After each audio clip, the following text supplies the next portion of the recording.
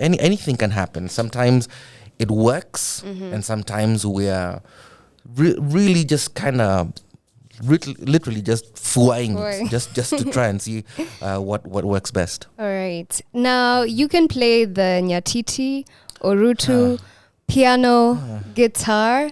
What other instruments can you play? Okay, I took classes. You took classes. I took okay. classes in playing nyatiti and playing orutu. At one point, I was at KU trying to start my master's. Your master's, yeah. And so I thought, and it's true. If you learn how to play another instrument, and especially if you learn how to play an instrument apart from the Western tradition, yeah, then it informs sort of how your melodies go. I mean, like if you write a song in the Luo, it's gonna sound very different from if you wrote it in English or in Kyuk or in Kao, right? Yeah. And I think it's because the way the language falls, the way the language is pronounced, right? It makes you do particular things with your melody. Yeah. And also makes you do certain things with how you phrase stuff. So I was learning how to play orutu, learning how to play nyatiti. It's kind of fallen by the wayside. Okay. And I wish I'm gonna pick it up again. In fact, I think that every home should have a nyatiti and an orutu. I think. True. And then my guitar playing, it's just one of those things. I play decently. Okay. I avoid playing. Like I never play on my recordings because there's better people than me, right? But it helps me sort of develop an idea. Yes. And my piano playing is cool. That's good. So in KU, you studied African music. I did. And you were doing your master's. I was. Did you finish? I didn't. Why? Because I think that I think that tertiary education in Kenya, I think education on the whole in Kenya needs to really think about what it's doing. Okay. Right? And I'm speaking very humbly as well, because I also have friends and colleagues who still work in the university system. And I know there are a lot of people who are really trying their best. Like you'll go and it's like when you have people who work in the civil service, they're like, oh my God, I went to try and get a passport today and I was given the runaround. Yes. But there are certain people in government who are really trying their best to do their thing. Yeah. And so colleges like KU, which is where I was, you find people who are doing their best, but there's other people sort of unfortunately in positions of leadership, and they ultimately are trying to block everything, and the level of instruction is not that. It's not that great. It's not that high, I mean, I remember walking into class one day, and I was late, and I'm rummaging through my stuff trying to find, to get ready, whatever. And then the lecturer is ostensibly lecturing. And the chick sitting next to me is just like, forget it. He's just reading from page 26. And I look at the textbook, and this guy's is reading from a textbook. Yeah. And they're like, this is master's level, friend, right? We can't be doing this, right? Yeah. Teach us from your experience, teach us from, and the individual has like a PhD, And so, I think that we can be so much better, and I think that sort of the falling of education sort of standards in Kenya dates back a couple of decades. It's like the powers that were we're getting rid of free thinkers. And so the brain drain. You see a lot of Kenyan professors left, and I just think, and without pointing fingers, I think that we can do better. We can do so much better. Yeah. In 1996, you performed and appeared in the video for Get in the Driver's Seat. This was a song commissioned by the UN Drug Control Program for a highly successful anti-drug campaign. How was this experience? Well, first of all, it's I'd been at rehearsal with my the group that I was singing with at the time called Five Alive. And one of us used to work at the production company that was doing the song. And so sort of singing wise, he sang lower than me. He's a baritone and I'm a tenor. And so so he had I think the plan had been that he would sing it, and then when they went into studio, they discovered it was slightly above his range.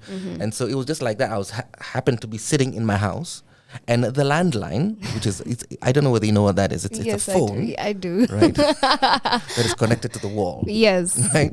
It rang. And I picked it up, and the guy was like, hey, dude, what are you doing? And I was like, well, it's 1996. I'm doing absolutely nothing. Come and sing on this song. And so I literally walked from my house, which was in Kilimani at the time, to State House, right? Because I don't know whether you know, but there's no public transport between there and there, like State House Road, whatever. Forget it. And so it's like an hour's walk, and I got there and I sang the song, and they asked me, so what are you doing this evening? And I was like, well, same thing I was doing 4 hours ago. Absolutely nothing. So we're doing the video, and I was like, cool, so let's go. And we went and shot it. And that's how that happened. Wow. And now back in London, but correct me if I'm wrong, there's a club you used to perform at called Riles Club. Riles is in Boston. It was in Boston? Was it the first time you got a gig that you were performing at, like constantly or frequently? No, but that's a good question. Was it the first one? I mean, we set up a bunch of gigs around Boston. Many people will know that Massachusetts, where Boston is a very Kenyan state. It's like 6 very Kenyan states in the US, and we're about to take over. You know. Yes. And so Riles was a jazz club that was inviting people to come and do regular gigs every once in a while. And so we were doing I think a 2-weekly thing, and people were coming from literally 2 or 3 hours away to just come and hang out. It was cool, you know. Yeah. I mean, at the end of the day, one of the things that diasporans like to do is sort of be with other Africans, you know. That's true. And so, but I mean, there was ups and downs with that gig as well. I remember at one point the lady who was booking the event was a woman called Ursula. Ursula was fantastic. Yeah. And we show up one day, and there's two levels at Riles. And she was like, okay, so let's do this. So I know you'd book the ground floor, but let's do this. Let's put you up at the ground on the upper floor. And this was like the Friday, the gig's on Sunday. And then I was like, no problem. So we show up on Sunday, and she's like, Eric, I don't know what to tell you. You remember the storm last night? I was like, yeah, I remember the storm. The roof caved in, right? So you can't play your gig. They're like, really? What do you mean? She's like, yeah, so do you think we can move this to next week? I'm like, we've got people coming from Lynn and Sijui, Worcester, right? Coming for this gig. We can't postpone. So like, Eric, I don't know what to tell you. I'm like, okay, do you mind if I go see the damage? She looks me straight in the eye and says, yeah, just go. Yeah. Go and see. And I walk upstairs. And I open the door to this venue. And there is no roof that has caved down. There is a party in full swing. So she had double booked. It was like a wedding, right? An evening party, and the couple is just there, just burning with their friends, right? Yes. So I'm there like, Ursula, what's going on? What's happening? And I walked down and they're like, the roof hasn't caved in. She's like, it hasn't?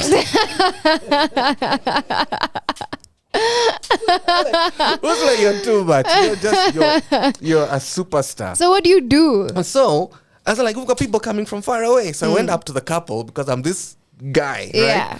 And they're like, friends, right? I can see you're having a party, right? Us guys have a concert and people are coming for. Do you mind if we are not joining? If we are the entertainment for your wedding party? Couples are like, why not? Why not? And so there was this concert. There was evening party, gig, and there is a woman in our wedding gown in the gig. Wow. In the photos somewhere. Yeah. Happy days. Beautiful. Thank you. Now, you said the worst thing for a musician is to have a song that becomes a hit song that you hate. Does this apply to you, or has this ever applied to you? I'm thankful that I've had sort of the freedom in my career to only record stuff that I like. And I know for some people it doesn't always happen. As in, like, you can walk. It's like, and for me, I keep on talking about control in your career. As far as possible, be in control of your creative output. So what does that mean? You walk into a studio and the producer's got a beat, and sometimes producers are like, I'm going to sell you this beat for a G, or I'm going to sell you for whatever. The fact that you are composing something above that beat, right? It means that you co-own it. Yeah. Right? And so you should be able to put as much of yourself into it, right? And so that you like what you're putting out. Right? Yeah. And also have the I know sometimes people can't always do it, and I guess maybe as you get older in your career, as your career gets longer, you have more control. But also having the courage to say, I don't like this thing, I'm not going to put it out. Yes. Right? Yeah. Because honestly, I mean, like trends are they're so fickle, and then they come and go, you know. Yeah. And you never want to get stuck with, you know, it's like marrying the wrong person. You don't want that to happen. True. That is true. What is your thinking for redoing songs? What's your rationale when it comes to that? Me, I'm the ultimate redoer of yes, songs. I'm yes, the you redoer. In fact, guys at the office are just tired of me. Yeah. What's your thinking behind that? Well, sometimes you're like, I didn't do what I wanted to do with this one, or it didn't do the thing I wanted it to do. And you know, I think it's also for artists like myself who are there like, look, yes, we hear what's happening out there, right? And we love it and we respect it. Yes. But we also feel compelled to go down this other path. It was funny, after we put out the song Mama Luka, Modhoni Donga, the drummer queen, I think maybe she gets in touch with me once every 5 years, right? Was there like, Eric, this is an amazing jam. It really is. And then we got into a conversation, and she was like, I realized that sometimes the creative path that you're on can be quite lonely. And I was like, oh my God, she sees me. She sees me. She understands. But that notion that, and I'm not saying that other people are taking the easy path, but sometimes we do take the path less trodden, right? True. And so there are times when you're like, you didn't exactly nail it with this. But now I'm sort of surrounding myself with fantastic musicians, and I'm there like, look, by the time it goes out, it has gone through so many opinions and so many people being there like, okay, this works, this doesn't work. Yeah. That I'm hoping that kind of stuff will happen less and less, sort of redoing songs. Yeah, I like that. Kagwe Mungai comes in and he tells you to have the Selena song be a pop song. Can you please tell us how this came to be? I mean, so I'd been working with Jazz Dongo and Kagwe Mungai, and Kagwe comes in one day, and Selena is this original. It's a cow guitar vibe, and so that thing, and Kagwe was like, let's try and turn this into a funk song. And so funk traditionally has, I guess the closest thing that Treasure that Bruno Mars put out couple of years ago is the closest thing that people sort of the funk movement from the 70s and 80s. So he's like, can we do it like this? And I'm there like, it's absolutely impossible. He's like, okay, just shut up and just try, right? And so we sort of did a reharmonization of the chords. He created this funk groove, and I was there like, it actually works, you know. And so I've more and more, and I mean, I've always collaborated with people, but I think that putting yourself in a room with people who are going to stretch you in a particular way has been sort of a really important thing for me over the course of the last decade. Nice. Did you get to do a remake of Mariana with Angachi? You know, it hasn't happened with Angachi. Okay. We actually are doing a remake of it right now as we speak. In Spanish? No. I'm sorry. No, but you're right, Sonia. So Mariana in Spanish is going to happen. I can't wait. Yani nangoja. It's going to happen. It's going to happen. And I don't know whether you know how that came about. An American who was married to a Tanzanian and was teaching in Mexico. Yeah. Right? Then was there like, dude, I speak all 3 languages and I can see that this thing can work in Spanish. Yeah. So yes, that's going to happen. But Angachi bumped into me at the National Theatre a couple of years ago before the pandemic. And was like, I've been covering your song.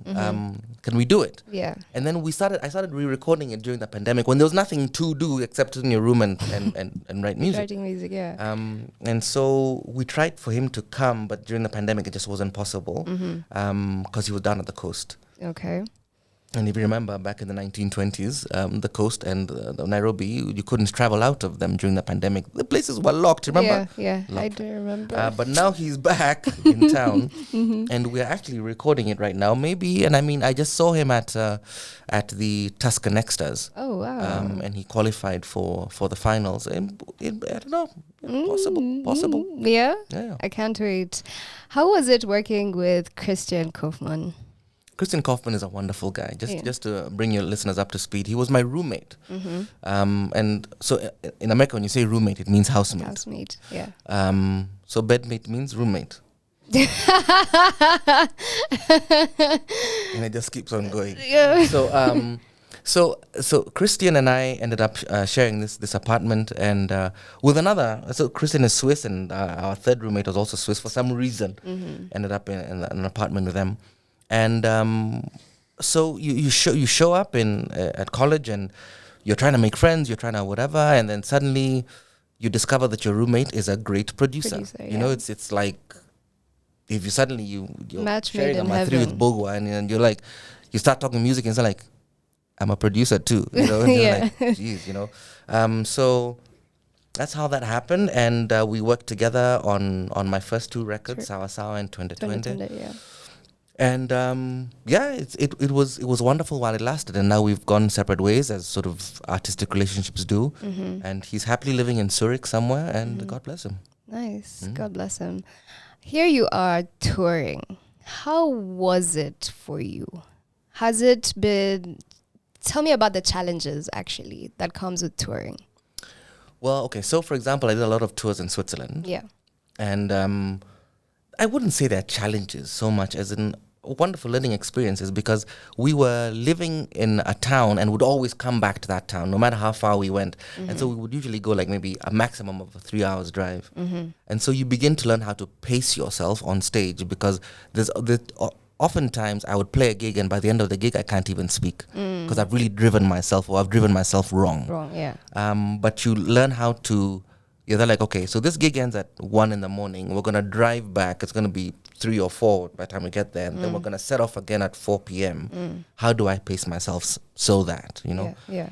And it was cool. I think also, but also with touring is like when you play a gig and you're playing in front of an audience that may or may not know your material, how do you win them onto your side? Yeah. And so... sort of just figuring that out. Do I teach them the song before we start? All of that. And so I think the answer to sort of global touring is just I'm learning this more and more. It's sort of at the end of the day, social media is our own. It's our front facing to the world, you know. And so there might actually be no excuse for you to show up in Helsinki and people not know your stuff. Yeah. You know, as long as they've got Wi-Fi, they've got access to you. That's true. What's been your best performance so far? Best performance? Wow. I don't know if I have a best one. I have stories about several of them. We played at a mountain village in Switzerland, and there was 7 people in the audience and 6 people on stage. Oh, wow. That's so wonderful. And we took a group photo afterwards. I've played at a festival in the Netherlands called Mondial, and there was like 30,000 people in the audience, and we got them on side. I've played audiences where people just kind of look at you and they're like, why are you here? You know? Yeah. Especially sometimes, I don't know whether it's as prevalent now because, proliferation of digital. But like if you're going and playing in shags, sometimes it's a different thing. And guys, it's like maybe they want it to be nightfall and they want to have a couple of drinks in them. But if it's not, and the area chief is around and Pastor Sijui who's standing nearby, so just kind of stand there and they'll look at you. They're like, are we not connecting, you know? And so stuff like that. Anything crazy. I've had people come onto stage and sort of smack the microphones away. We were playing for the Hugging Saint. I don't even know the Hugging Saint. She's based in India, but goes around the world hugging people. She's hugged literally tens and millions of people. And so when she came to Nairobi, I was like, look, I really want to play or whatever. And so you get to meet their sort of gurus within her network who say, okay, you can come and do your thing. And we were, and so she sits there, sort of in a she's meeting people, and people are coming to get hugged, right? So in some sense, it's a very meditative and solemn sort of thing. Yeah. And you hug her and people burst into tears. You're like, oh my God, I felt it, And so we were standing there and we're wondering, what do we play our usual stuff? So she literally looks over her shoulder and she's there like, just play your stuff. Yeah. So playing our stuff, our party stuff, and then some of the adherents are kind of beginning to feel like, oh, no, we thought it was going to be a lot more solemn. Yeah. So there's one individual runs from the side of the stage and literally just charazas the microphone, just knocks them all down, right? And I've never seen such peaceful people then do what sort of the bodyguards then did. Because they literally folded this guy and dispensed of him. Yeah. And but then later on he was brought back on to apologize to Ama. I mean those kind of things happen all the time, and you sort of get, at some point you get used to. I mean, it even happened to me at a church here in Nairobi. The elders came on, and they're like, can we not have some spiritual music? Like, was this when you were performing with the Five Alive? No, Five Alive have actually Five Alive got stopped from playing at a church once. We just come from singing at Carnival, and we're coming now to VUCA the New Year with our Christian friends. So they're like, no, at no time. So that kind of stuff happens too. Wow. And how do you remain so strong with all these things that are happening? Well, I think I was raised right. I think I can definitely commend my parents, my mom and dad, wonderful people. My brother raised me strong. Meaning he beat the crap out of me. Yeah. And then I have also surrounded myself with good people. I mean, my wife's a wonderful human being. I have good friends, and I have good networks of friends, even friends from back in my primary school days, Nice. And what's cool about that is it's people who've known you when you had nothing to hide or pretend about, Yeah. Nice. When did you meet your wife, Sheba? I met my wife in 1995. Wow. No one in this room was born. I was born. Oh, wow. Yeah, 95. Look at you old fogies. Oh, my Lord, but not break really. out the walking sticks and your dentures. And so I'd been a student at St. Mary's. And when I left St. Mary's, I went to Daystar initially. And Daystar, for some reason, didn't need to have my leaving certificate. Okay. But when I then decided to go to college in the US, I needed to have my leaving certificate. And so literally 3-4 years after leaving St. Mary's, I showed up at St. Mary's to pick up my leaving certificate. And I walk into the main building, and there is Sheba just kind of walking towards me. And I'd been at this school all my life, right? So I knew where everything was, but players got to play, right? Yeah. So I look at her and I say to her, could you tell me the way to the principal's office? Come on now. Someone give me some marks, man. And so we kind of, she says, okay, it's around the corner, and we stood and talked for about 5-10 minutes. It's many, many years later. Yeah. And she was like, look, Eric, we all knew kind of who you were. As in St. Mary's, I could look at some of our people who are doing interesting things. And so by the time you showed up, we all knew that you'd been at St. Mary's, and she knew where everything was. So that story about the principal's office was actually just, Yeah. But she played along, which is, she was feeling your vibe. She was like, okay. But she's done stuff like that. Because I remember also later on, when we started dating, actually just kind of, what were we actually dating at that point? It was just kind of, just vibing. We were in Boston, just kind of vibing. Yeah. She told me that she didn't cook. And so every time she'd come to see me in Boston, she was at a town called Wellesley, about half an hour away. I would cook. Okay. And then maybe about 6 months into the relationship now, one day she whips up this meal. And I'm like, hang on, I thought you said you don't cook. Yeah. And she's like, I didn't want it to define our relationship. Right? which I thought was interesting. Okay. Yeah. That's smart. And so, yeah. Nice. You made a water slide for your daughter's 7th birthday out of a trampoline. How is it being a father? Being a father is fantastic. Being a father is fantastic. So yeah, there was this embankment, and we poured soapy water over this tarpaulin, and then the kids were sliding down. And it's being a father is fantastic. It's actually, I'm listening to this podcast right now called Dear Daughter. It's by a Kenyan. Her last name is Kombo. And I only discovered it yesterday. Okay. And so I've been listening to. Okay. But how many podcasts can you listen to in one night? If you've got insomnia, you've been listening. I've been listening. I'm on like episode 3. Okay. And she's actually making me, like, for example, our firstborn child is about to leave the country to go to a music high school. Ooh. I'm like, have I spent enough time with this child? Yeah. You know?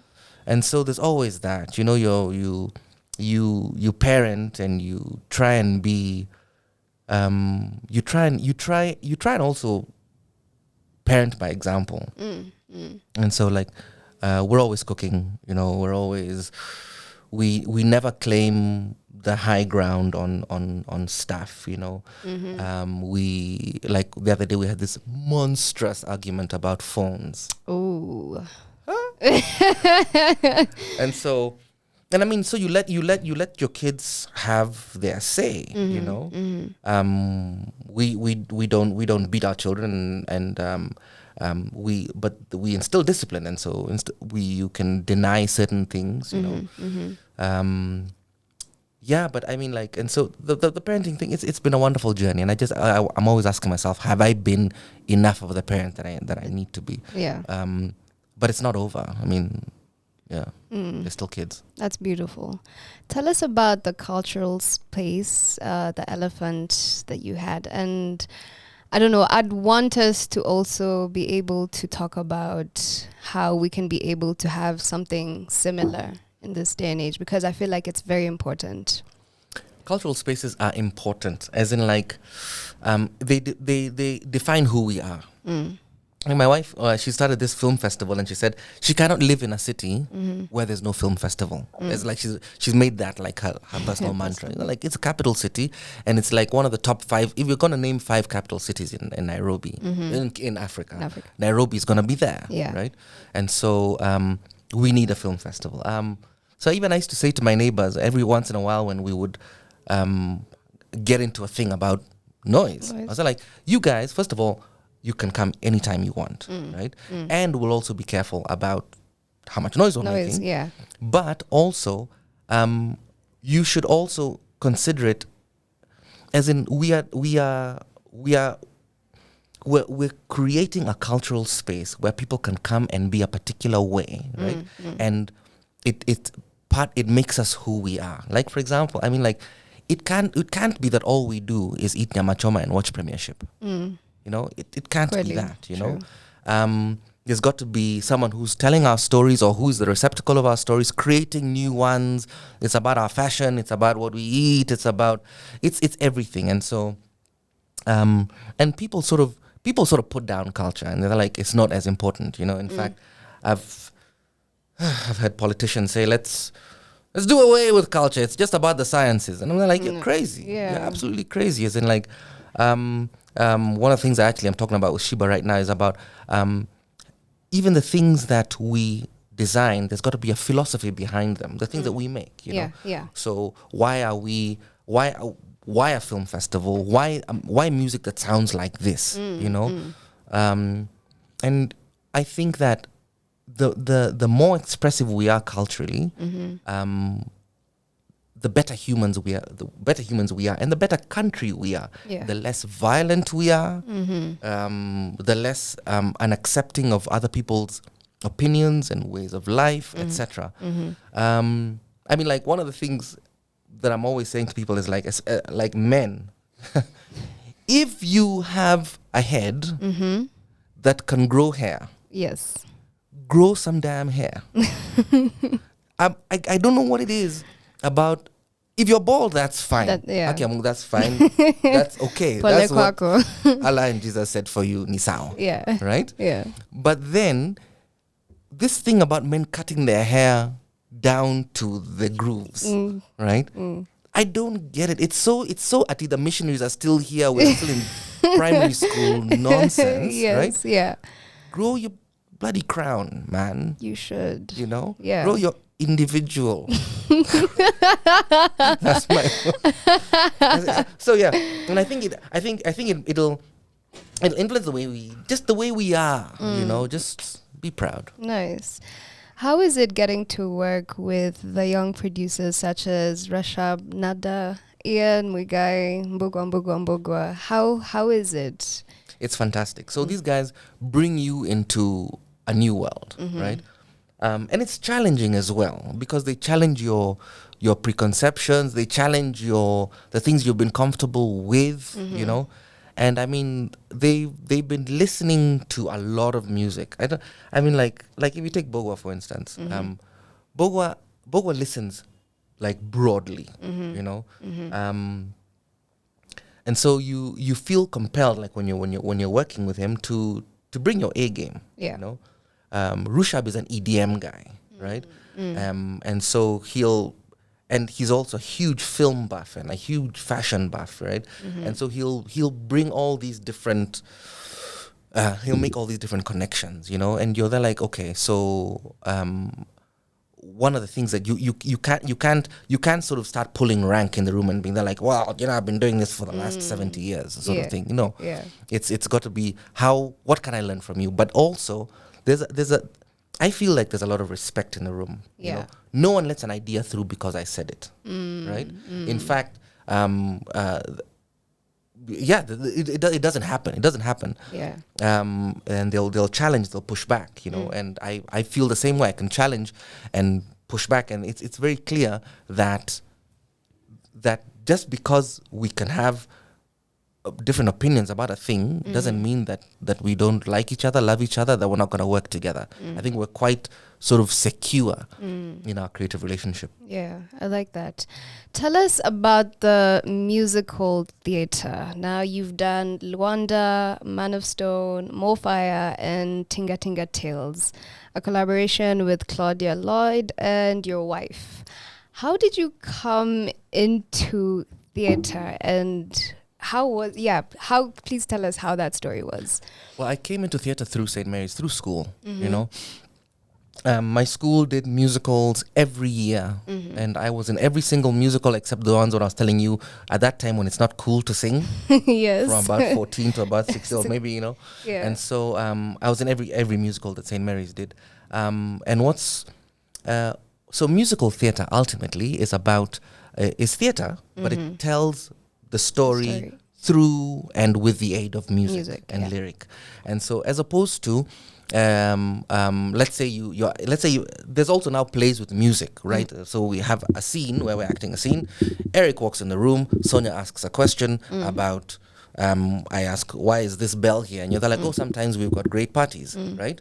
And then at the end of we play a random song, right? Like Doom, doom, doom, right? Yes. Ultimately, I know I messed that up completely, but it's got nothing to do with the conversation that we're having. Yeah. Right?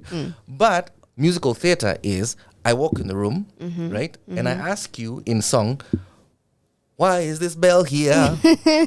And you're there like, well, you know, sometimes we've had some parties, etc., right? And so we're advancing the story through music and lyric. And so,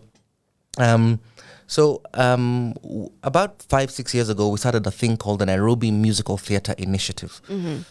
Because as tends to happen with musicals in Kenya, you get asked to do a musical, it's going to be Grease, or it's going to be Sarafina, and all respect to that. Yeah. But I feel like there's so much, we have our own stories. You know? And so like within our initiative, I'll just name a couple of them. There's a story called Kabaseke, which is about a guitarist who came from the DRC, escaping war through Uganda and lands in Kenya and becomes this guy that everyone is working with. I'm working on a musical about this a brown and black love story. So a Kenyan Indian family and a Kenyan black family. Oh, wow. They've known each other forever, and the musical starts there at the coast at a wedding ceremony of a totally different couple. Yeah. And then the young lovers, the black guy and the Indian girl, rather Kenyan Indian girl, they're on the dance floor and the lights go out and they take the opportunity to kiss. Right? Then the lights come back on and everyone's there like, oh, whatever, right? Yeah. And so so now the family is having to resolve that tension or to go down deep into why do Kenyans or some Kenyans not get along with brown Kenyans? What's the underlying issue? What's the underlying issue? Is it, oh, you guys, we think all of you are rich, and that you treat us a particular way. And then Indians being there like, yeah, but you guys, like for example, during the coup, there was a lot of sexual violence that happened, targeting particularly brown women, and so people coming together, and by the end of that evening, the families will have said everything that they had never had a chance to say to each other. Right? Wow. Yeah, so I just think there's really wonderful stories out there. Sounds messy. It is messy, especially but it's also point. funny. But it's funny and messy. Yeah, and it's informative as well. Together with Mumbi Kaigwa and Andrea Kalima, you co-wrote and arranged the music for Kigesin Doto, a Kenyan play written and directed by Kaigwa. How was this, and how did this come to be? Well, okay, I was more of the producer and maybe did a bit of musical directing. A lot of the writing of the songs. So there's music coming out of TZ that uses. So we have a thing called a kalimba, right? Yeah. And I didn't know, but ka is actually small for limba. Limba is huge. Yeah. Okay. And so this style of music that comes out of Bagamoyo particularly. And so Mombi was taking this play to a festival in the Netherlands, and she felt that there's a lot of our identity that we are formulating in our dreams, right? So ultimately, it's a play that takes place as a dream sequence, and so I had the opportunity of producing it and sort of direct, because when you have music coming from a variety of cultures, and even African cultures, even as close as 100 kilometers away from each other, right? It's people have gone very deep in a particular direction, and so you're trying to sort of harmonize this whole thing. How does it fit into one whole?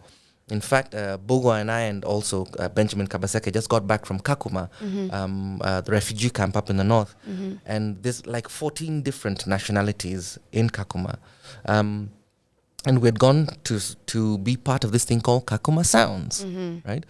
And the music directors had been tasked with, so you've got Oromos from Ethiopia, you've got Nuers and Dinkas from Southern Sudan, you've got people from Congo and Burundi, etc. Yeah. And they've all come with their thing, and they're creating this one sound, right? Yeah. And so it was beautiful. It was fantastic, and I mean, I think Kakuma Sound is going to become this wonderful festival. Kakuma as a place is like New York. Oh yeah. Right? In the sense that you don't see that many nationalities coming together, and just thrown together in this kind of melting pot, right? Yeah. And people have lived and died in Kakuma, never gone anywhere else, It's, I tell you, just watch out for Kakuma, Sonia. It's going to be something else. The next big thing. Yeah. How would you describe your music?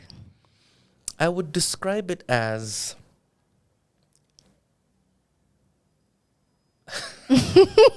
well, as a genre, I don't know whether there's a genre. There isn't. It's an afro with some beats and hopefully some good lyrics, and melody that I hope that people will remember. Yeah. Yeah, man. What's Mama Luka? Yeah, what's Mama Luka? It's just, actually, I've started, like with Mama Luka, for instance, like writing in Kikuyu, for instance. Yeah. Like, for example, my spoken Kikuyu is horrible. Horrible. Really? Yeah, it's terrible. So I had an idea for a song, and I sat with Vinny, right, who's unfortunately not here with us. I mean, he's alive, but not in the room. That was like, I was about to be like, may his soul rest in peace. You seen that TikTok of that Kachile with the what's her name? What's her name? She's something like Big Baby or something. Oh Lord, and just how that thing can be misinterpreted. Oh, he's not here. He's not here. Oh, rest his soul. No, I mean he's just he's not you know the one, right? here. Yeah. Okay. So Vinny is with us.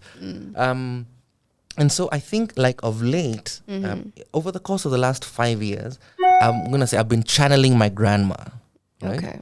And so so we'll sit around, have a couple of drinks, see how it goes, and then I is that like a begin- routine There's a routine, and then Shosho Helena starts to become part of you? my being. Oh. Yes, and so she's in this song. She's there somewhere. Yeah. And which is cool because of not speaking Kyuk, for instance, me and Helena didn't get to know each other as well as we should have, right? And so I feel like for me, I'm kind of in two worlds right now. I'm kind of stretching back and stretching forward. Wow. So you've been able to stay relevant, and your music is amazing. It's timeless, if I would say so. How have you been able to still remain relevant? That relevance thing, Sonia, it comes and goes. It's up and down. It's up and down. Like the other day, Bian and I were in an interview, and you were saying like there are not many musicians who are approaching 50 who are still who are still playing. Yeah. And maybe there haven't been the support structures or whatever. And I mean, like 20 years ago, our complaint was distribution. Right now, we don't have that complaint. Music is everywhere. It's everywhere, yeah. And so, I think that, and I mean, music is changing every day, right? And so, you can hear something and be there like, I wish I'd written that, or I wish I had this person's views. And so, but I think that you keep on trying to be, at the end of the day, true to yourself. And what does that mean? I don't actually know. You know, you try stuff and you allow yourself to be influenced, but you also say, it's back to that thing. Am I writing something that I'll be proud of in some time in the future? Yeah. And I think Sonia, at one point when I was teaching a songwriting class. Was this in Brookhouse? This is at Brookhouse. And then you try and you do all the things that you think the kids are going to think is cool, right? Or up to date. Oh, you're up to date, and like this is the stuff, and so they're like, oh, it's gonna be what's it's all about that bass, especially that class, right? Yeah. And they're like, okay, that's fine. But I discovered this kid in Malaysia playing guitar on his bed, right? And he's doing some really interesting stuff. Yeah. And you get sort of this reality check, right? That at the end of the day, you can't prescribe cool. You know, you have no idea what it's gonna be. Yeah, because even like with TikTok, even the things that are trending, you're like, what? Yeah. How did that happen? Yeah. So relevant. You try new stuff, and you don't go with the flow. You don't go with the flow. You make your own flow. You make your own flow. I think like with Mama Luka, one of the things that happened was that we felt, and I hate to sound like some kind of kook, but we felt this spiritual thing happen, you know, and it's and it's what's interesting, like with that song, is that it's taken on a life of its own. Yeah. You know. Yeah. I haven't even sent up a WhatsApp blast, you know, and it's just kind of doing a thing, you know. And so it's so interesting. You say a blast, and back in the days when you were in college, you were literally selling your CDs, and you managed to pay your your university. And it's just so interesting how things have been able to change. And here you are, you're working with the youth. I'd like to ask you, how do you think, or where do you think our Kenyan music is going?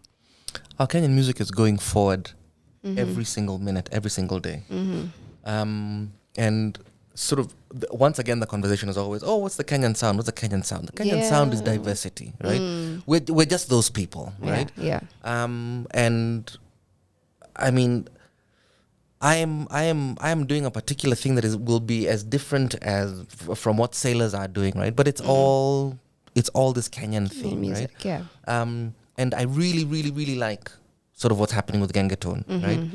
And I think that so people are always asking, so what do you think? You know, it's like they want me to say something about. I think people have a particular opinion about me as far as I guess we just want to know your thoughts, and you know. Yeah, but they think that they think I'm a conservative. I'm so not. I'm so not. Because you were talking about how also this new music is going to help with democracy. You know, it's because it's so freeing. It's such free thinking. It's like it's an up yours. Can I say that to the establishment? You know, it's too late. I said it. And so and it's young people, sort of 19, 20, 21-year-olds being there, like, hang on, the politicians are doing this, and no one is saying anything, right?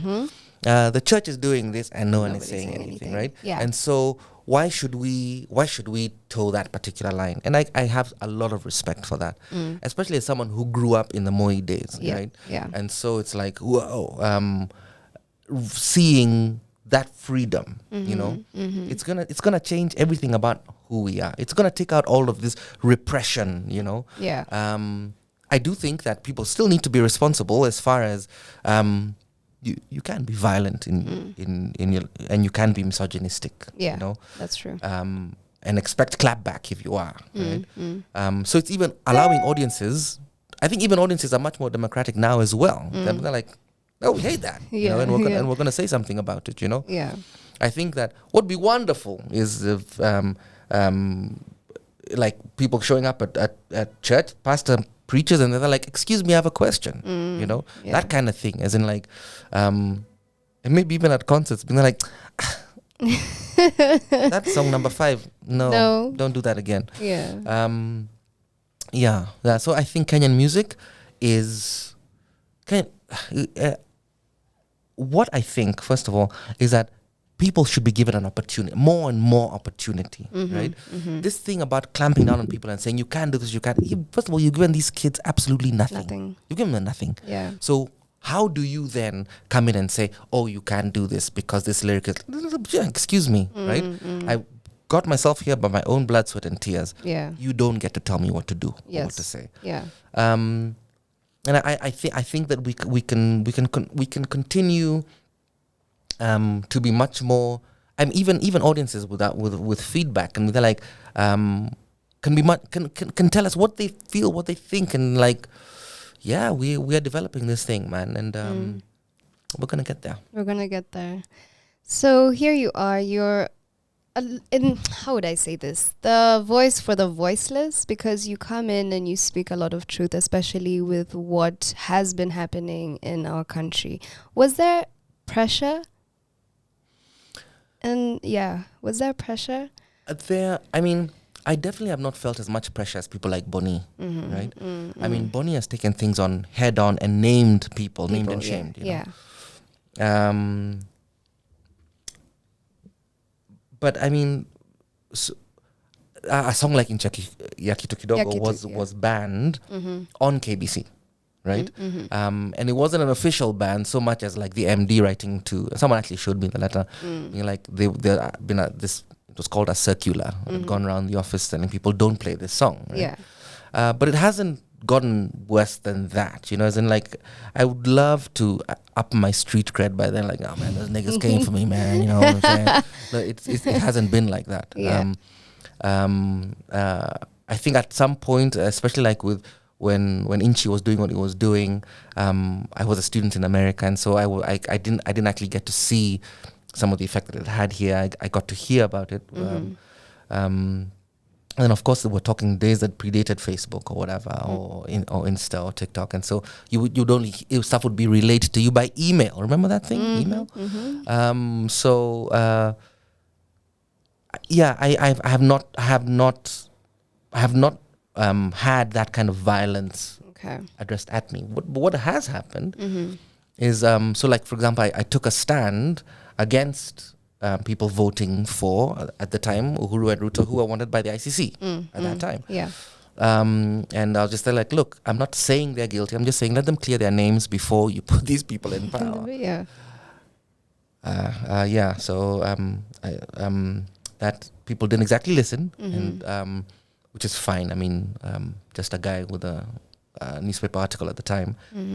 But then the net effect of that was that gigs that had corporates that were sort of affiliated with the government, or that had people who were politicians sort of involved, or gigs that had where State House was going to be there, I wouldn't be allowed to play. I would get cancelled. Yeah. I mean, pretty advanced, as in like literally an hour, 2 hours before a thing, till you're there. Like, you know what? When you get called and it's, we're going to be doing this gig and the president's going to be there, I'm just like, are you sure that you made that you've called the right person? Because this isn't going to happen. Yeah, right? yeah. And so it's part of it. It's part of how it goes. Okay. So for the listeners here, I know they would want some advice from you. Now, what advice would you give a youth who wants to do music or who wants to be a creative? The advice I'd give is learn as much as you can about this craft. If you're a songwriter, write more songs. If play an instrument, I would actually recommend piano or guitar, because they sort of have a rhythmic, a harmonic, and melodic thing happening, right? And so I'm not saying if you play violin that you're not getting enough, whatever, but I'm just saying that when you strum a guitar, then there's options, etc. Yeah. What else would I say? I would say try and be in as much control of your creativity as you can. I would say to parents, because everyone, your kids didn't get their talent from nowhere. Their talent came from you, right? And so, and I get stopped every once in a while by parents being there like, what do I do about my child? Yeah, they're just losing it with all this music stuff. And I'm there like, well, it's coming from you. Just the other day, this lady who owns this, she's a tailor, right? Pulled me into her kiosk. Was there like, sasa nitafanya nini? Mtoto wangu saa zote mziki, dance. I'm like, hang on, just even look at where we are. We're just surrounded by art. Yeah. By you're this tailor who's making this beautiful material, and you're doing it came from you. And she's like, ata babake anashona. So it's come from two different sides, right? Give the kid the support that they need, you know what I mean? Sorry, you speak of also how your dad used to wake you up with like, he'd come and just like a beat. Yeah.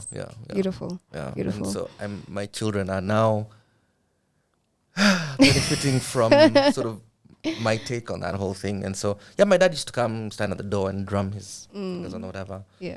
Yeah, so parents just realize the talent comes from them, and just support your kids as much as you can. So time has gone. I want to be able to ask you one last question, then you guys have a performance for us after. Yay! What would you want to be remembered for? I'd want to be remembered for trying new stuff. That's it? I like that. That's it. Just short, straight to the point. But why are you going to drink that water? Can I have it? Nice. So can we talk a bit about Mama Luka? Let's do that. Tafadhali, please tell us about Mama Luka. What inspired this amazing, beautiful song? Thank you. I just don't even know. The sound is different. It's brilliant. Thank you. We're putting out a lyric video with Swa translation as well. Oh, please. So what inspired that was sort of seeing. Mm-hmm. And it's not only in places like Langata or Tiende. It's all over the city of Nairobi, and I'm sure it happens in a lot of the country as well. Mm-hmm. So Kenya's been through a lot over the course of the last 50, 60 years. And for me, it's a song of blessing for people who haven't yet seen their dreams, who have just met obstacle upon obstacle, and their dreams just keep on getting shattered, right? I can't remember, someone, I think on Twitter this morning was like, why do Kenyans not care for each other? And I think that if it bleeds into us, if every day you wake up, right, and you're gonna walk down the street and you're gonna be trying to cross the street and some motorist is gonna try and run you over, right? Yeah. You're gonna be number 3 and the guy's gonna be all, as in like, no one's being polite, no one's being kind, you know? You're gonna get out of the mat and a cop is gonna hassle you, you know, harass you. You go to the office and your boss is screaming at you, and you get home in the evening and some politician has stolen so much, it's just unfathomable, right? We don't realize how much this stuff is grating at our spirits every single day. That's true. And ultimately, I think Mama Luka is a song just saying to everyone, I hope that your streams never run dry and that your cattle keep on giving you milk and that your pastures thrive. Wow. It's beautiful. Amazing. I love that. So you guys want to perform something for us? Should we do that one or which one are we doing? Yeah, which one are you guys doing? Nafanya nini? Nafanya ipi? Mama Luka. Mama Luka? So we'll do a verse, a pre-chorus, and a chorus. Are you gonna play table? Play table, man.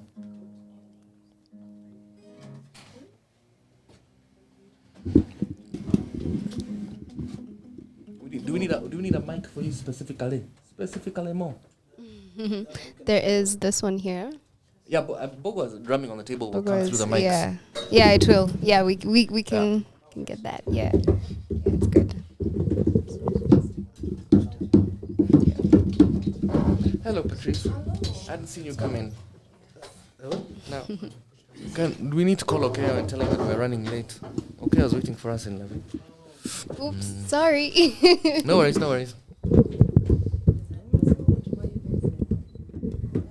And call us. I was at a funeral. That's my excuse. I just wanted to shirt. Are we in tune? Mama Luka, nyuligweta inene, we omwe wale, makire torarere.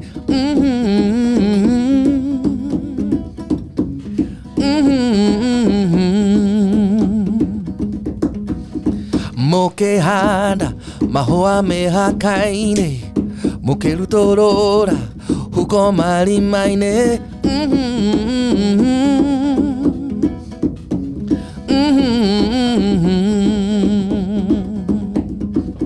Keroto gaku kiamodo moiro arena we adi totigeriganera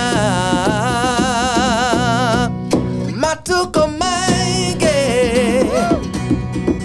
namagetea ohea otore Wainana yo Rekenga besiaku Kageria Naloli lwaku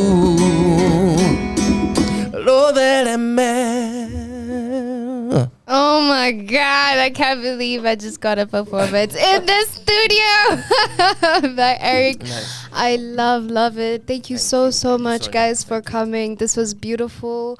And actually, kuna kitu tulikuwa tunataka kukuuliza. We would love for you to come and perform at one of our events. Cool. Lakini sijui ka tutafika hiyo red card. Can we talk? We can talk. Mambo yote ni kuongea. Sawa. Thank you so much for Thanks coming. For having us, Sonia. It was a pleasure. Honestly honored. Thank you so much, guys. Thank you so much, guys, everybody, for tuning in to the Tuchapiane hour. I want to be able to end the show on an amazing note by playing Mama Luka right here.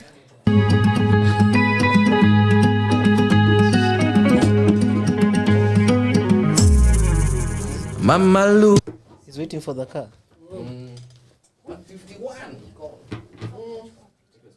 Picture? Yeah. Oh, wow. That was incredible.